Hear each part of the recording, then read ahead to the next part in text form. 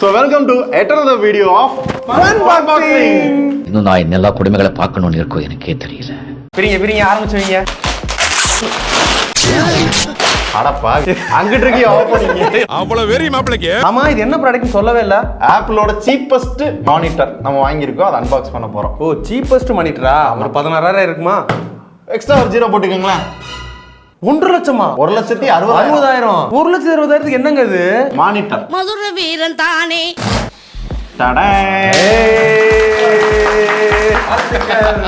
Colour குருவி கக்கூஸ் போன மாதிரி இப்படி இருக்குது. ஸோ இதான் ஆப்பிளோட ஸ்டுடியோ டிஸ்பிளே. பாக்ஸே சும்மா செம்மையா பண்ணியிருக்காங்க. அதுல இங்க பாத்தீங்களா, பின்னாடி சைடு பார்த்தா எப்படி இருக்குமோ அதே மாதிரி இங்க இருக்கு. ஆமா, முன்னாடி சைடு பார்த்தா எப்படி இருக்குமோ அதே மாதிரி இங்க டிஸ்பிளே இருக்கு. சைடுல பார்த்தா எப்படி இருக்குமோ அதே மாதிரி இருக்கு. அந்த சைடுக்கும் அதே மாதிரி இருக்கு. இதான் நான் கண்டுபிடிச்சது. ஜப்பான்காரன் என்னென்னமோ கண்டுபிடிக்கிறா. பரவாயில்லைங்க, பாக்ஸ்ல எப்படி கிரியேட்டிவா கொடுத்துருக்காங்களா? நல்லா யோசிச்சு பண்ணியிருக்காங்க. ஆப்பிளோட பேக்கேஜிங் எப்பயுமே பக்காவா இருக்கும். ஸ்டாண்ட் மவுண்ட் பண்ணி கொடுத்துருக்காங்க பாத்தீங்களா? ஆமா இருக்கா? ஆமா, ஏன்னா இதோட 5 லட்சம் ரூபாய்க்கு ஒரு டிஸ்பிளே வைக்கிறாங்க. அதுக்கெல்லாம் ஜஸ்ட் ஒரு $1000 தான் ஸ்டாண்டு. $1000. ஆமா, ஸ்டாண்ட் மட்டும். பெத்த உள்ள கை நிறைய சம்பாதிக்கிறத அணிவிக்க குடுத்து வைக்காம போயிட்டேப்பா. ஒரு மானிட்டர் வாங்கிட்டு போயிடலாங்க. அதுக்கு இதுலயும் ஒரு ஸ்டாண்ட் இருக்கு, அந்த ஹைட் அட்ஜஸ்டபிள்னு சொல்லிட்டு. ஆமா, அந்த ஸ்டாண்ட் 30,000 ரூபாய் தான் எக்ஸ்ட்ரா. ஜஸ்ட் தெரியல, நம்ம பாக்ஸ் வச்சு ஹைட் ஏத்திக்கலாம். வேணாம்னா பாக்ஸ் எடுத்து ஹைட் இறக்கிக்கலாம். பாக்ஸோட இன்பில்டா வர்றதுன்னா 2 ஸ்டாண்ட் வருதுங்க. டில்ட் அட்ஜஸ்ட்னு சொல்லுவாங்க. இதுவும் இந்த வெசா மவுண்ட்னு சொல்லுவாங்க, நம்ம டிவி மாதிரியே மவுண்ட் பண்ணுவாங்க. அதுவும் ஃப்ரீ தான், அப்படியே ஒட்டியே வந்துரும். ஆக்சசரிஸ் இதுக்கு என்னென்ன கொடுத்துருக்காங்க? சரி, ஆப்பிள் ஸ்டிக்கர் இருக்குமா? தெரியல. தண்டர் போல்ட் கேபிள் நினைக்கிறேன். தண்டர் போல்ட்டா? பரவாயில்லைங்க, இந்த வாட்டி பிரைடர் கேபிள் கொடுத்துட்டாங்க. நீங்க லாவலோட எதிர்பார்த்த ஆப்பிள் ஸ்டிக்கர். 2 ஸ்டிக்கர் கொடுத்துருக்காங்க. கார்ல ஓட்டணும்னா ஆப்பிள் கார மாதிரி இருந்தா என்ன ஒரு புத்திசாலித்தனம். கேபிள் மாட்டியே வருதுங்க. இதுல பிரைடட் கொடுத்துருக்கணுங்க. என்னங்க, அதுல கொஞ்சம் லென்த்தான கேபிள் தான்.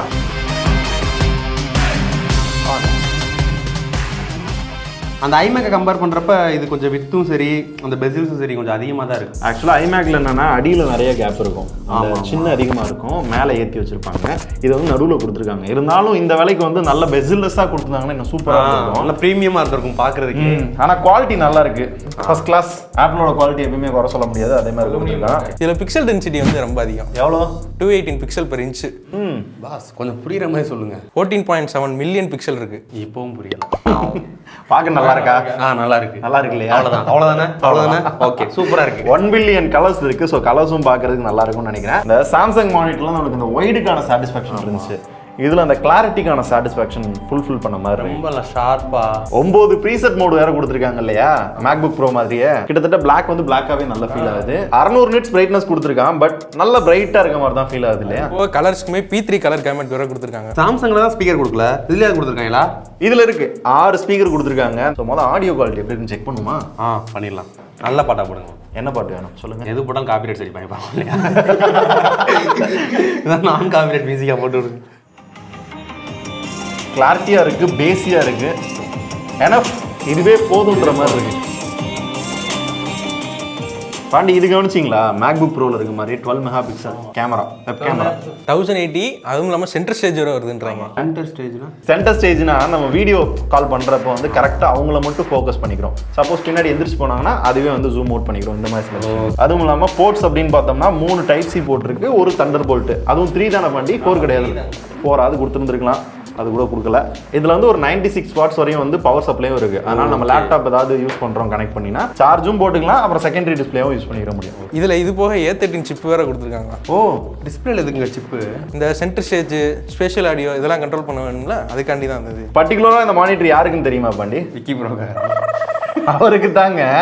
ஆப்பிள் யாருக்கு சொல்றாங்க அப்படின்னா மேக் யூசர்ஸ்க்கு வந்து அண்ட் பர்டிகுலரா மேக் ஓஎஸ்க்கு வந்து ஒரு தனி எக்ஸ்பீரியன்ஸ் கொடுக்குன்றாங்க. விண்டோஸ்க்கு அப்போ யூஸ் பண்ண முடியாது. விண்டோஸ்க்கு யூஸ் பண்ணலாம், அந்த எக்ஸ்பீரியன்ஸ் வந்து பக்காவா வந்து உங்களுக்கு கிடைக்காது. 2-3 விஷயங்கள் வந்து மிஸ் ஆகலாம். விண்டோஸ்க்கு எதுக்கு 1.5 லட்ச ரூபா கொடுத்தீங்க மானிட்டர்? ஓகே, எடுத்து யூஸ் பண்ணலாம். ஆமா. Several months later. ஓகே, இந்த வீடியோ எடுத்து கிட்டத்தட்ட 2 மாசம் கழிச்சு மறுபடியும் இந்த வீடியோ ஷூட் பண்றோம். ஏன் அப்படின்னு கேட்டீங்கன்னா, இந்த மானிட்டர் வாங்குறப்ப சாம்சங்கோட அல்ட்ரா வைட் ஆங்கிள் மானிட்டர் வந்து நம்ம கூட வீடியோ போட்டிருந்தோம்ல, அதையும் வாங்கணும். ஸோ ரெண்டத்தையும் பெருசா கம்பேர் பண்ண முடியாது, பட் நாங்க பண்ணுவோம். ஏன்னா ரெண்டுமே ஒரே விலை தான். அந்தந்த விலைக்கு ஏத்தாப்புல யார் யாருக்கு செட் ஆகும் அப்படின்னு உங்களுக்கும் தெரியணும் இல்லையா. அதனால தான் ஒரு சின்ன கம்பேரிசன். ஃபர்ஸ்ட் இந்த ரெண்டு மானிட்டருமே பார்த்தீங்கன்னா வேற வேற சைஸ். அந்த கேமிங் மானிட்டர் பார்த்தீங்கன்னா 49 inch ultra wide angle.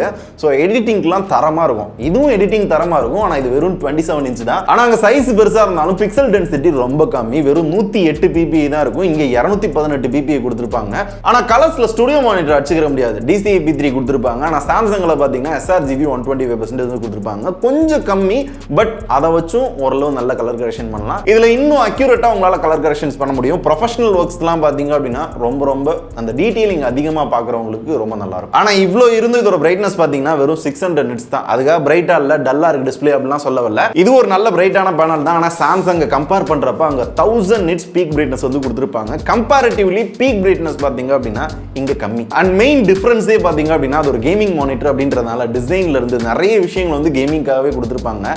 240 Hz refreshing rate இருக்கும். அங்கே இங்கே வெறும் ஸ்டாண்டர்டா 60 Hz தான் கொடுத்துருப்பாங்க. இந்த மாதிரி இந்த ரெண்டு மானிட்டருமே பார்த்தீங்க அப்படின்னா அந்தந்த பர்பஸை பேஸ் பண்ணி தான் இருக்கு. எக்ஸாம்பிளுக்கு அந்த சாம்சங்கோட வைட் ஆங்கிள் மானிட்டர் எடுத்துக்கிட்டீங்க அப்படின்னா மல்டி டாஸ்கிங்கு சூப்பராக இருக்கும். அட் அ டைம்ல ஒரு 4 விண்டோ கூட ஓப்பன் பண்ணி ஒரே இடங்கள்ல பார்த்தீங்கன்னா ட்ராக் பண்ணி வேலை பார்க்குறது, இல்லை சம்டைம்ஸ் எடிட்லாம் பண்ணுறீங்க அப்படின்னா ஒர்க் ஃப்ளோ வந்து பெருசாக வச்சு பார்க்குறது, பல இடங்கள்ல மல்டி டாஸ்கிங் சூப்பராக இருக்கும். கேமிங்குமே பார்த்தீங்கன்னா ultra wide angle 240 Hz refreshing rate அது இது நிறைய கொடுத்துருப்பாங்க. இங்க ஸ்டுடியோ மானிட்டர் எடுத்துக்கிட்டீங்க அப்படின்னா கலர் அக்யூரசி சூப்பராக இருக்கும். HDR வீடியோ எடிட் பண்ணுறது, வீடியோ எடிட்டிங் அண்ட் பர்டிகுலர்லி நான் ஒரு மேக் யூசர், மேக்ல இருக்க ஃபீச்சர்ஸ் வந்து எக்ஸ்டெண்ட் பண்ணி நான் யூஸ் பண்ணணும்னு நினைக்கிறீங்க அப்படின்னா யூஸ் பண்ணலாம். முக்கியமாக இதில் ஸ்பீக்கர் இருக்கு, சூப்பராக இருக்கும். இதுவே எனஃப் சாம்சங் மானிட்டரில் கிடையாது. ஸோ அந்த மாதிரி ஒவ்வொருத்தரோட தேவை பொறுத்து அது மாறும். ஸோ இதெல்லாம் தான் இந்த ரெண்டு மானிட்டருக்கும் இருக்கிற டிஃப்ரென்ஸ் அப்படின்னு சொல்லலாம். இப்போ இதோட குறைகள் அப்படின்னு ஒன்று ரெண்டு இருக்கு. முதல்ல 1.5 லட்ச ரூபா கொடுத்து இந்த மானிட்டர் வாங்குறப்ப பெசில்ஸை பாருங்களேன், சுற்றி பட்டையாக கருப்படிச்சு வச்சிருக்காங்க. ஸோ பெசில்ஸ் இன்னும் கம்மியாக இருக்குன்னு நினைச்சேன். ஏன்னா செம்ம கடுப்பாக்குன விஷயம் என்ன அப்படின்னா உங்களோட ஸ்டாண்டு 1.5 லட்ச ரூபா கொடுத்து மானிட்டர் வாங்கி இந்த ஸ்டாண்ட் வந்து அட்ஜஸ்டபிள் கிடையாது. என்னால் வந்து டில்ட் பண்ணிக்கிற முடியும். அட்ஜஸ்ட் பண்ற ஸ்டாண்ட் வேணும் அப்படின்னா அது எக்ஸ்ட்ரா ஒரு 40,000 தான் அப்படின்றாங்க. கேட்குறப்ப கடுப்பாகுதுல. ஸோ இந்த சாம்சங் மானிட்டர்லாம் பார்த்தீங்க அப்படின்னா எல்லா சைடுமே உங்களால் அட்ஜஸ்ட் பண்ணிக்கிற முடியும். ஆனால் இங்கே அட்ஜஸ்ட் மட்டும் தான் பண்ண முடியும். அந்த டில்ட் ஸ்டாண்டு எக்ஸ்ட்ரா காசா. அப்புறம் அந்த பவர் கார்டு வந்து நார்மல் வயர். இதை விட கம்மியான விலையில தான் ஐமேக் விற்கிறான். அந்த ஐமேக் கூட பார்த்தீங்க அப்படின்னா பிரைடட் கேபிள், இங்கே நார்மல் கேபிளாம். அவ்வளோதான். வேற என்ன இந்த மானிட்டர் பத்தி வெர்டிக்ட்னு சொல்ல. எனக்குமே பர்சனலா இதையும் அதையும் கம்பேர் பண்றப்ப சாம்சங் தான் பிடிச்சிருக்க மாதிரி இருக்கு. இது நாங்க வாங்கிட்டோம், அதனால வீடியோ போட்டோம், அவ்வளவுதான். உனக்கு ஓகே ஆயிருச்சு, எனக்கு ஓட்டை ஆயிருச்சு.